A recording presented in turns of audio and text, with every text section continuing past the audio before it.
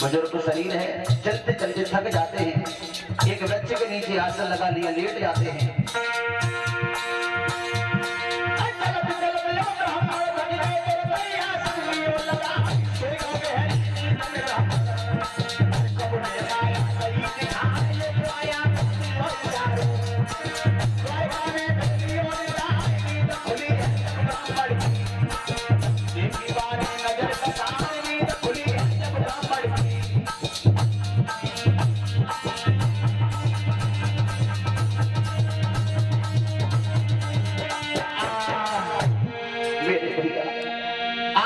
पंडित जी चलते चलते थक जाते हैं, वृक्ष के नीचे आसन लगा कर लेट जाते हैं, नींद आ गई, सो जाते हैं। लेकिन भगवान ने सोचा कि मेरी प्यारी रुक्मिणी ने जिस ब्राह्मण को भेजा है पत्र लेकर के, भूमि पंडित जी सो गए और समय से अगर मेरे पास नहीं आ पाए तो बात नहीं बनेगी। अपनी योग्य माया के द्वारा पंडित जी को द्वारका के निकट में लिटा लिया है। और जैसे ही पंडित जी की नींद खुली तो क्या देखा कि जब मैं सोया था तब यहाँ कोई नगर पास में नहीं था। ये कौन सा नगर है?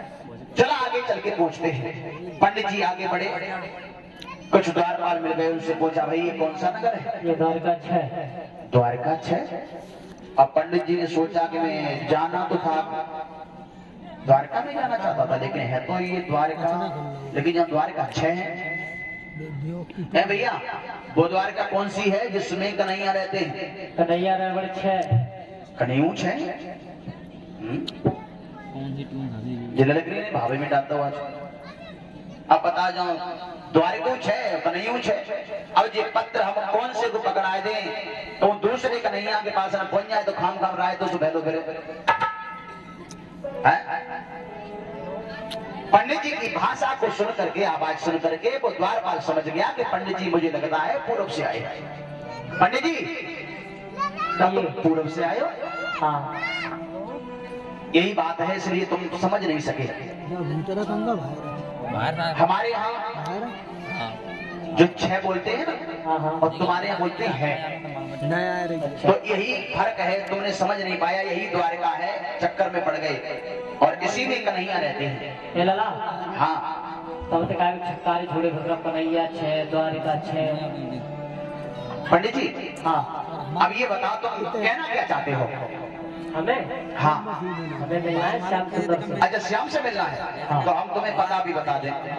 यहाँ से आप सीधे जाओ और देखो सबसे ऊंचा महल दिखाई दे रहा है, ये उन्हीं का है, श्याम सुंदर मुरली मनोहर का।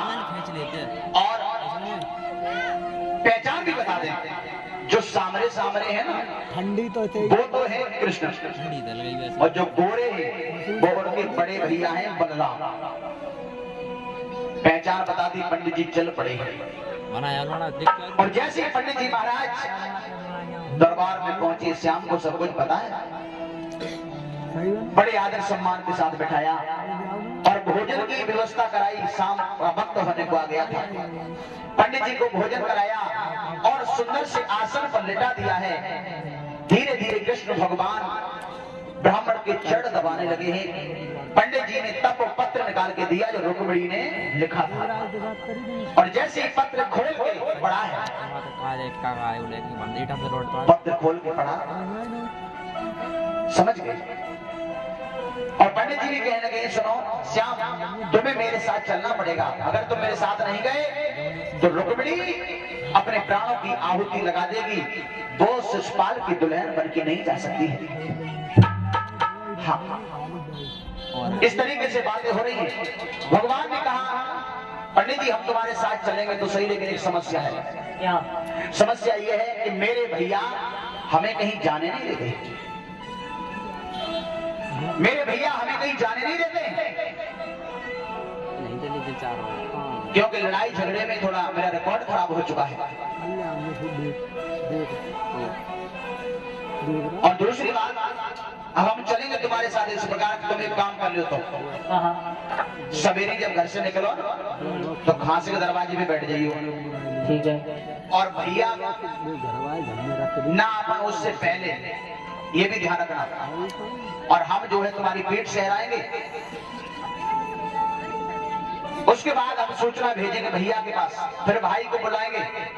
भैया पूछेंगे क्या हो गया, तो हम कहेंगे पंडित जी ये बुजुर्ग हैं, अपने यहाँ से जा रहे और बाई चांस दरवाजे पे मर गए, चलो तो जाने दो, तो सबको ब्रह्म हत्या लग जाए। और भैया की अगर आज्ञा हो गई, भाई ने कह दिया कि छोड़ के आओ, तो फिर तुम्हारे संग चले और कुंदनपुर।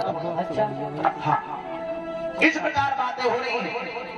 लेकिन उधर रुक्मिणी को नींद नहीं आ रही है, घुटनों में मुंह छुपा करके फपक फपक के रो रही है। और क्या कह रही है रुक्मिणी, 7 दिन आगे ना खुली आवाज तो खोल रही है, आवाज कितनी खुली है।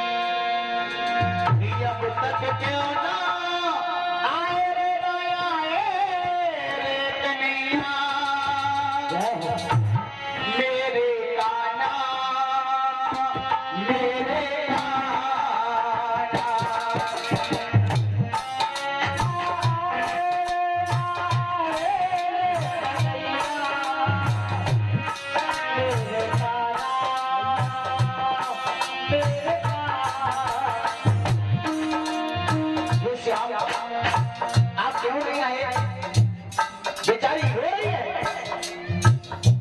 और आंसू पहुंच लेती है।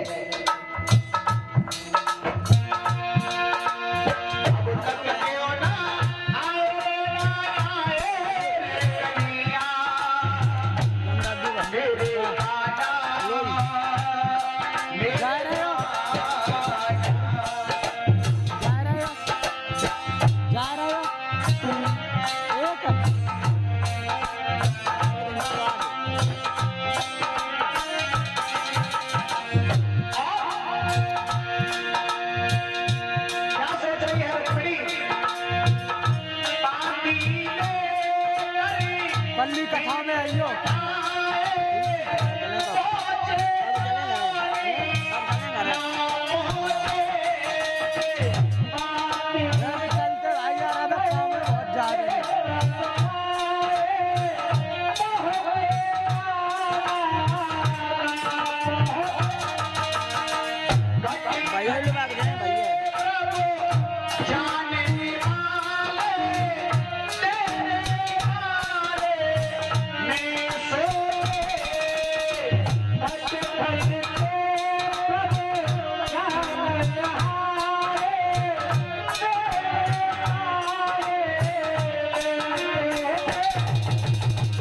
इधर रोटी मेरी दुलक रही है, इधर रोटी मेरी दुलक रही है।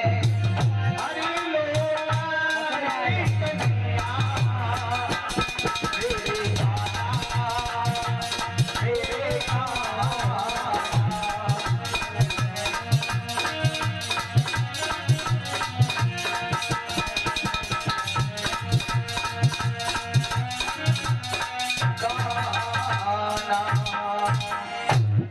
भैया बेचारी को उधर दुखी है।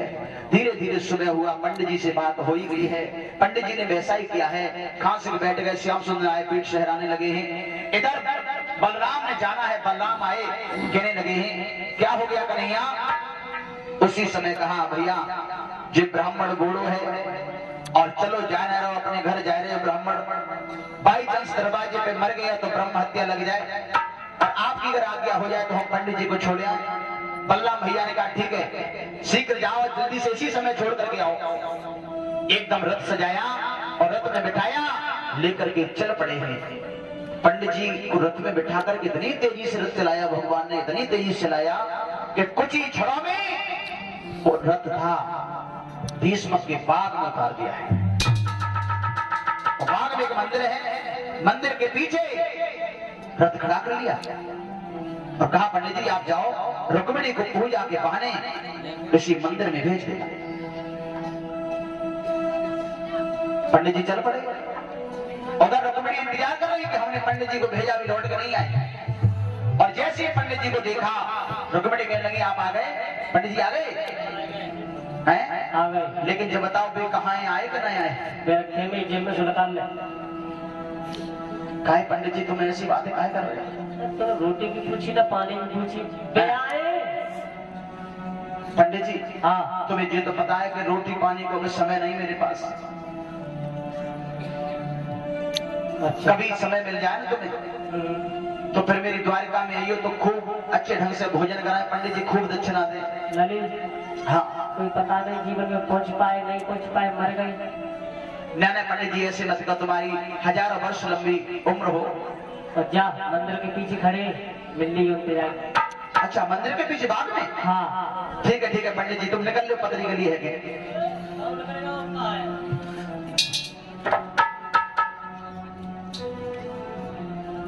पंडित जी चले जाते हैं। अब रुक्मिणी अपनी मैया के पास पहुंची, कहने लगी मैया मेरो ऐसा मन कर रहे हो कि मैं पूजा करने जाती मंदिर में।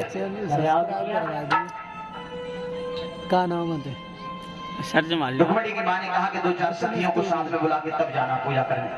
ठीक है 2-4 सखियों को बुला लिया, आरती की थाली सजा दी खाली और जैसे ही घर से चलने को तैयार भई सोचने लगी कि आज मैं अपनी मैया से बिछुड़ के जा रही हूँ वीडियो दोनों डाले और मैंने अपनी माँ से भी नहीं कहा, इसने मुझे पार पोस के इतना बड़ा किया, इतना प्रेम किया, अरे कम से कम माँ से हाथ तो लगाई लो। और हमारे कैमरा में देख ले होगे झुकाएगा कैमरा है। तो लौट आई और बोली कि मैया आज हमें रोए आ रहे हो क्यों? मेरी मैया मिल लो ना पूजा तो सारी अब के को बिछुड़े कब मिलेंगे।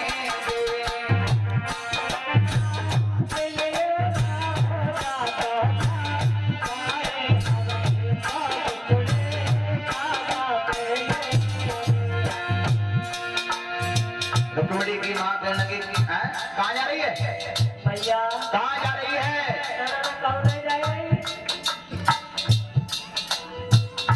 फिर क्या रो रही? भैया अरे तो ब्याह के क्यों सुना है? एक दिन भैया को उनका छोड़ दो पत्तू है। अच्छा पिछले ऊपर ही चली जाए भैया, सुबह आज ही रोई रही मानिए आज ही गई रही। आज ही जा रही? हाँ तू चली चली बातें कैसी कर रही है? रुक्मिणी समझ भैया बचपन में मैया तूने सो दिया मुझको, बचपन में भैया ओले तो बताया मुझको। इसलिए भैया मेरी मैया मिलने का भेजा तो सारी अब के तो बिछुड़े कब मिलेंगे।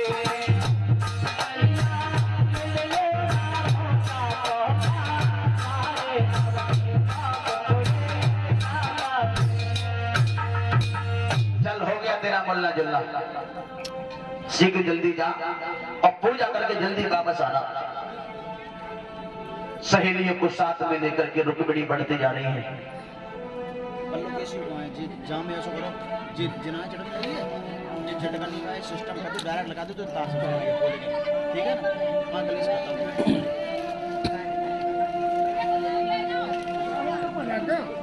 चट करनी गड़बड़ कर रही है।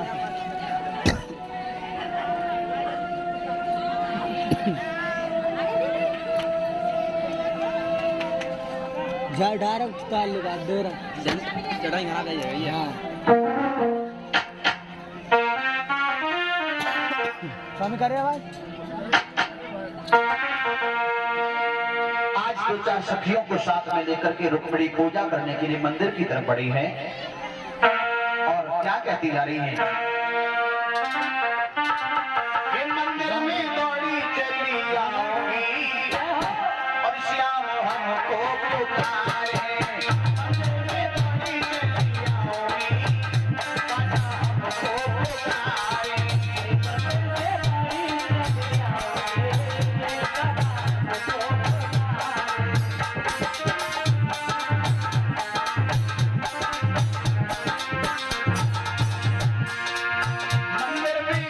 मंदिर में दौड़ी चली आऊंगी, श्याम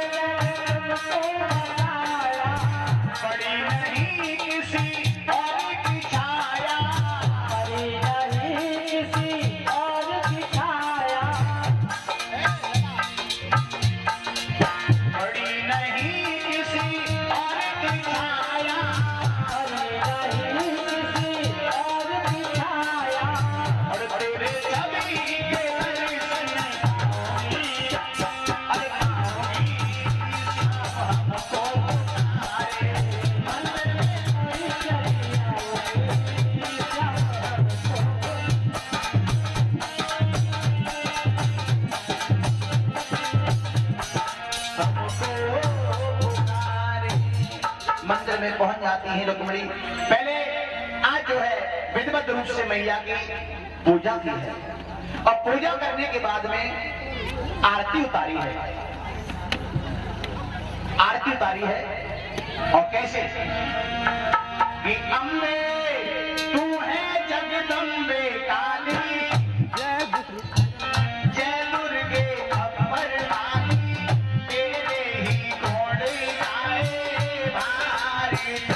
ओ भैया हम सब तेरी आरती।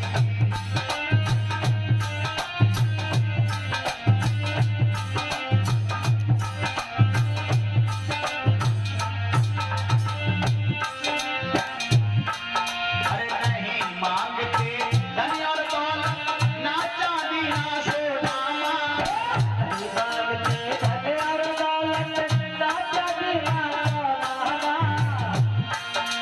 अरे हम तो मांगे जो सी बताए तो लग रहा है।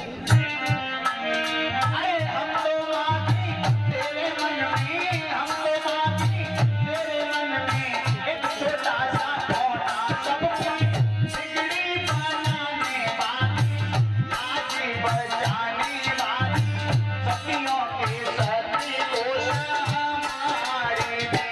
ओ भैया हम सब उतारे तेरी आरती।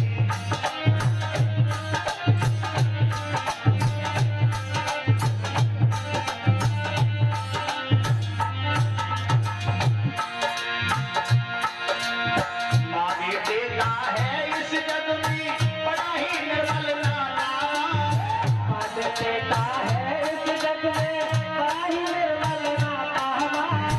उसका पूत सुने ही मरना, उसका पूत सुने ही मरना, माता सुनी माता सब पर करना बरसाने वाली, अमृत बरसाने वाली, दुखियों के दुख को सहारे।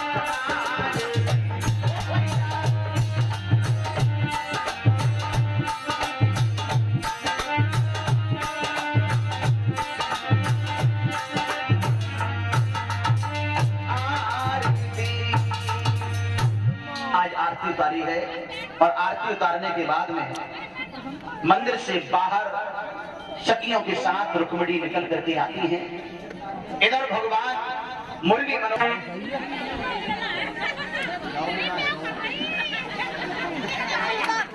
दिक्कत वहीं तो है। वहाँ के का चलो अच्छा